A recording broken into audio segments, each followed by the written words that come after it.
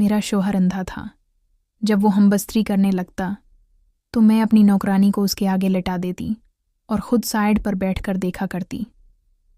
जिंदगी की राहों पर इंसान अक्सर अपनी ज़िद, लालच और वक्ती जज्बात के बहकावे में ऐसे फैसले करता है जो उसकी पूरी जिंदगी का रख बदल देते हैं।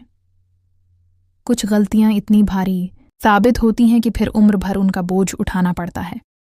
ये कहानी भी एक ऐसी औरत की कहानी है जिसने अपनी नादानी में सब कुछ खो दिया था।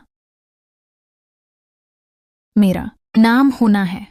मेरी शादी एक सीधे साधे और नेक इंसान से हुई थी, लेकिन मैंने कभी उसकी कदर नहीं की। इसने अपनी हिम्मत के मुताबिक मुझे खुश रखने की बहुत ही कोशिश की, मगर मेरे दिल में एक नामुकम्मल ख्वाहिश हमेशा सर उठा रही थी।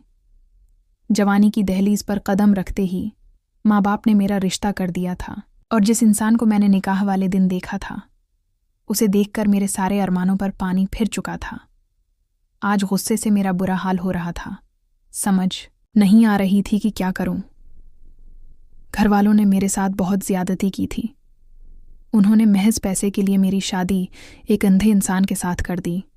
एक ऐसा इंसान जो अपनी मर्जी से दुनिया को देख भी नहीं सकता था, कहीं अकेले आ जा नहीं कर सकता था। उसे मेरा हम सफ़र बना दिया था। उन्हें तो उस चीज़ का फ़ायदा हुआ था। उन्हें ज़रूरत को पूरा करने के लिए पैसे मिल चुके थे, मगर मैं कहाँ जाती? मुझे तो कोई रास्ता नज़र नहीं आ रहा था। मैं ये सोच रही थी कि दरवाजे पर दस्तक हुई। फिर दरवाजे के अंदर वो आता दिखाई दिया। इसके साथ मुलाजिम भी मौजूद था जो हर वक्त उसके साथ रहता था। वो उसे कमरे में बैठाकर वापस चला गया और जाते जाते मुझे कहने लगा, अगर किसी भी चीज़ की ज़रूरत हो, कोई भी मसाइला हो, तो मुझे आवाज़ देकर बुला लेना। मैं साथ वाले कमरे में हूँ। मैंने रोते हुए सारा कुछ भला दिया। मेरा शौहर मेरे पास बैठा और अपने हाथों से टटोल कर मेरी तरफ देखने लगा। गुस्से की एक लहर मेरे पूरे वजूद में दौड़ गई थी। मैंने उसका हाथ पीछे झटक दिया। इसके चेहरे पर हैरत के तासरात भरे थे। शायद वो इस सख्त रद्द अमल के लिए तैयार नहीं था। वो तो ये समझ रहा था कि मैं गरीब ख़ानदान की लड़की हूँ जो उसकी दौलत से पागल होकर शादी कर रही हूँ। मैं एक पल भी उसे अपने पास बर्दाश्त नहीं कर पा रही थी। वो मुझसे बातें कर रहा था, मेरी पसंद नापसंद के बारे में पूछ रहा था, मगर मैं कुछ भी सुन नहीं पा रही थी। मेरा ज़हन यही सोच रहा था कि मैं इस इंसान से अपनी जान कैसे छुड़ाऊं। बार बार मेरी निगाहों के सामने बिलाल का चेहरा आ रहा था। तभी मेरे ज़हन में एक बात आई और मैं उसे जल्दी से कहने लगी कि मैं अभी कपड़े बदल कर आती हूँ, आप इतनी देर में आराम करें। उसे बस्तर पर लटाकर मैं कपड़े बदलने के लिए कमरे से बाहर आई और अब मुझे समझ नहीं आ रहा था कि मैं इस मुलाजमा को कहाँ पर तलाश करूं जो इस घर में मुस्तकिल रहती थी और जिसने मुझे आते साथ अपनी मजबूरियों की लंबी लंबी दास्तान सुनाई थी। और अब मैं सोच रही थी कि उसकी मजबूरियों को क्यों ना अपने फ़ायदे के लिए इस्तेमाल करूं। मैं बाहर आई। सामने चौकीदार था। वो मुझे देखकर कहने लगा, आप इस वक्त बाहर क्या कर रही हैं? मैंने कहा, मुझे इस मुलाजमा से बात करनी है। वो कहाँ है? उसे बिला दो। चौकीदार उसे बुलाकर ले आया। शायद सो रही थी। मैं इस मुलाजमा को अपने साथ साइड पर लेकर गई और मैंने उसे अपने हाथ पर पहना हुआ एक कीमती कंगन उतार कर उसे दे दिया। मैंने उसे कहा कि तुमसे मुझे काम है और अगर तुम मेरा वो काम कर दोगी तो मैं उससे ज़्यादा तुम्हें पैसे दूंगी। तुमने कहा था कि तुम्हारी बेटी बीमार है, इसके इलाज के लिए तुम्हारे पास पैसे भी नहीं। वो मेरी बात सुनकर मुझे देखने लगी। मैंने कहा, तुम्हारी बेटी का इलाज भी करवा दूंगी और तुम्हारी तमाम ज़रूरियात को भी पूरा करूंगी। तुम्हें बस मेरा काम करना होगा।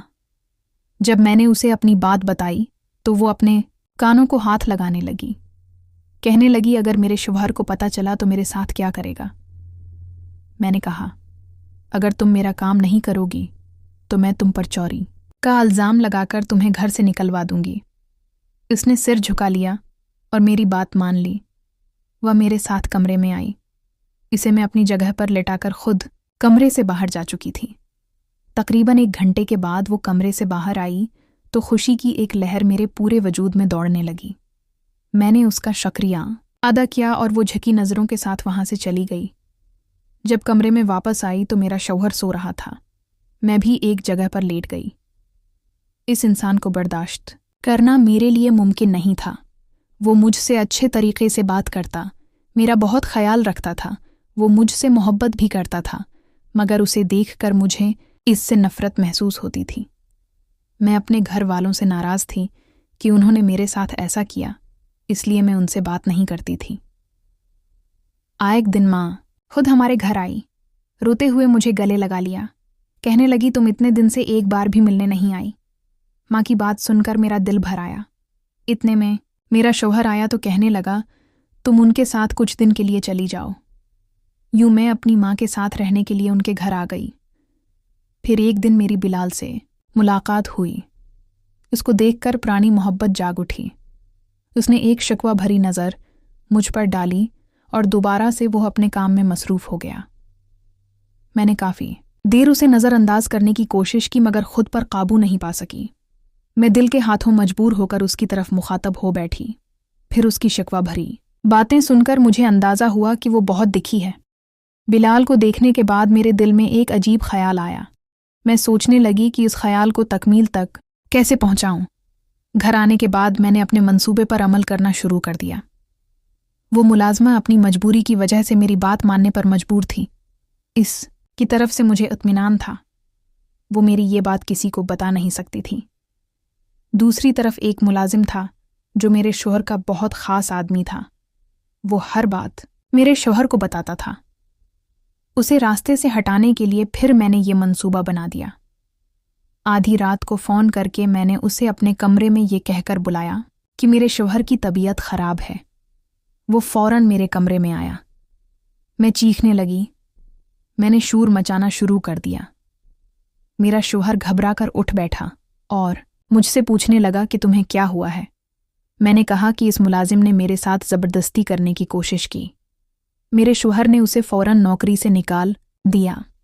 जैसा मैंने सोचा था बिल्कुल वैसा हुआ।